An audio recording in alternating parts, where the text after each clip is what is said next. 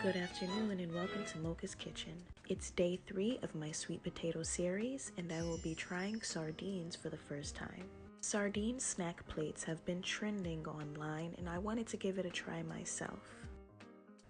I never tried a sardine before because they always seemed kind of scary to me as a child. I remember my brother used to love sardines. He would order them on his pizza. He would order them as a side when we'd go out to eat. The idea of eating a small fish with the head and fin still attached always seemed a bit daunting to me, which is why I opted for the boneless fillets as opposed to a traditional canned sardine. So here I am removing the sardine fillets from the can, doing my best to keep them whole, but I am epically failing at that. I tasted a small piece of the sardine and it wasn't terrible, but I do think they'd taste better if we fried them a bit. So today I'll be frying my sardines in my Hello Kitty hot pot from sanrio.com. I am heating up some herb-infused olive oil and avocado oil on the low setting. I'm not going to add any salt to the sardines, but I am going to use some black pepper, a little Kinder's roast chicken seasoning,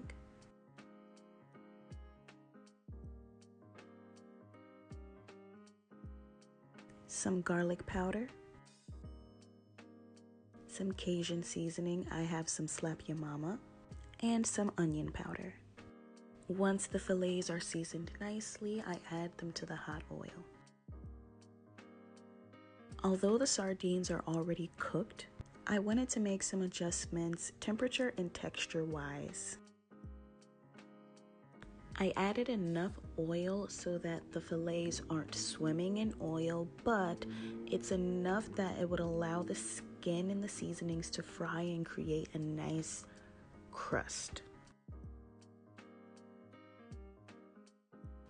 While the sardines are frying, I'm going to get started on my loaded baked sweet potato. My sweet potato will be loaded with pickled red onions and avocado. I have to make sure to check on my sardines because this hot pot gets extremely hot. I don't want them to burn. I start by cutting my avocado in half. And today I will only be using 1/2 of my avocado. I'm going to store the half that the pit is still in because that pit will help to maintain the freshness. And the half that I will be consuming, I'm just going to dice that right in the skin and I will scoop it out with a spoon. And I am of course taking my time with this as not to pierce that skin on the other side because we don't have any time for kitchen injuries, okay?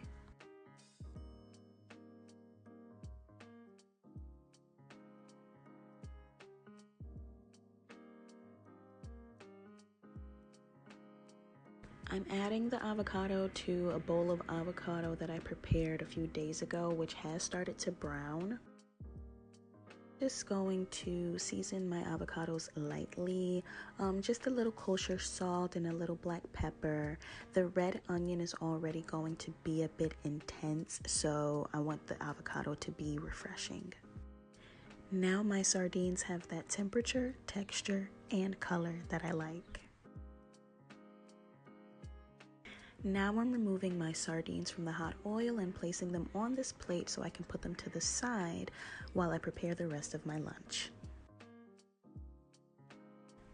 In addition to my sweet potato, some other produce I will be enjoying. I have some strawberries, I have some blueberries, and I have some orange cherry tomatoes, also known as Zima tomatoes.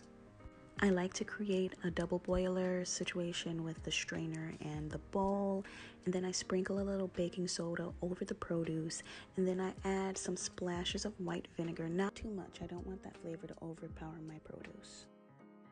And then I add enough tap water for my produce to float, and then I pull the strainer up and down, allowing the fruit and produce to move vigorously. The black dots you'll see in the water afterwards are most likely seeds, but just look at the color of the water. Now it's time to load our potato. It's very important to work carefully with hot sweet potatoes. Like all potatoes, sweet potatoes also hold heat. However, unlike all potatoes, they have sugar. As you can see, that sugar has caramelized and began to burn a bit. There's nothing worse than really hot sugar being stuck to your skin. I start by cutting my potato down the middle and pulling back some of that skin to expose more of the flesh. I start my seasoning with a few pinches of kosher salt. Then I add some black peppercorn, garlic and onion powder, of course,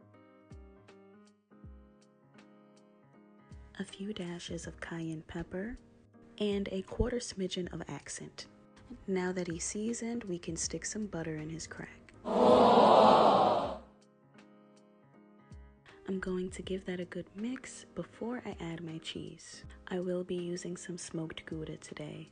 And once all my cheese is added, I'm going to mix that again because I want the cheese incorporated throughout my potato, not just on top. And now I'm going to return the potato to the air fryer to fry uncovered. While my potato is finishing up in the air fryer, I'm going to get started with my plating.